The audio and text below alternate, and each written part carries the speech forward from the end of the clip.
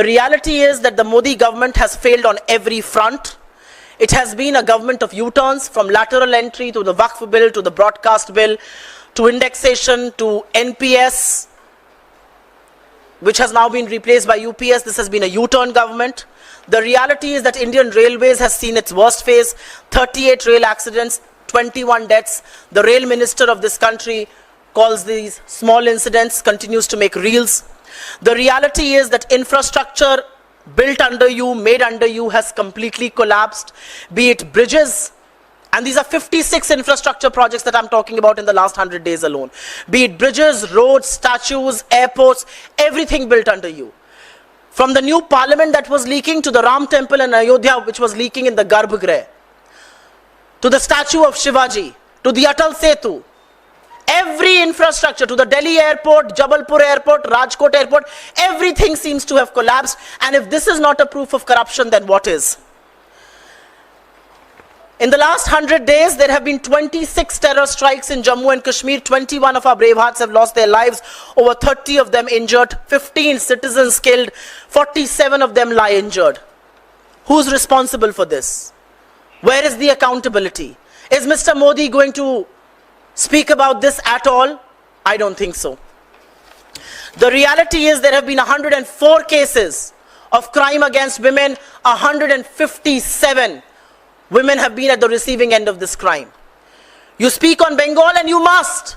But why do you not speak on Badlapur? Why do you not speak on Bihar? Why do you not speak on Uttarakhand? Why do you not speak on UP? Why is it that the BJP IT cell members accused of gang rape in IIT BHU are given a hero's reception when they get bail? And this is something I'm quoting from your parliamentary constituency. Let's talk about youth.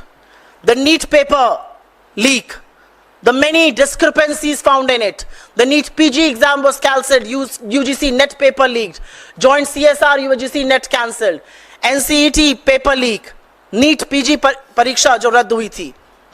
Let's talk about the economy. The reality is you were handed over the rupee at 58 to a dollar in 2014. You have taken it down to nearly levels of 84. 100 days back, the rupee was at 82 to a dollar. Despite you pumping in a lot of money to somehow arrest the fall of the rupee is at dangerously close levels of 83.92 when I last checked today. The reality is FDI has consistently fallen. It's down at about 45% from its peaks. The reality is that unemployment is breaking new barriers every day. High prices. People in this country are reeling under high prices, but you clearly don't seem to care. As soon as elections were over, toll prices were increased by 15 rupees, CNG prices shot up, commercial LPG prices shot up, common flour, to pulses, to milk prices, all of that shot up. You troubled middle class with LTCG, with indexation, and that tells you how much trouble you can create for the middle class. I cannot not speak about the SEBI and the Adani conundrum. India's market regulator finds, and the chief of India's market regulator finds herself in the middle of a huge scandal. All kinds of allegations have been raised.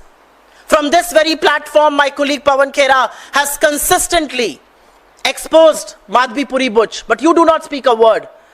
Allegations against Mr. Adani are coming from Switzerland and Kenya, but you do not speak a word.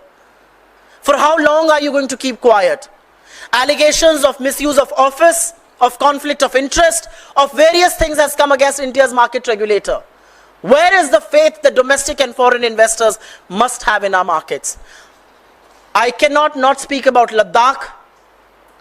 There is a delegation of people from Ladakh marching from Ladakh to Delhi against the Chinese occupation. They have consistently raised questions on that. They have consistently asked for your attention. What are you now going to do? Are you going to dig roads?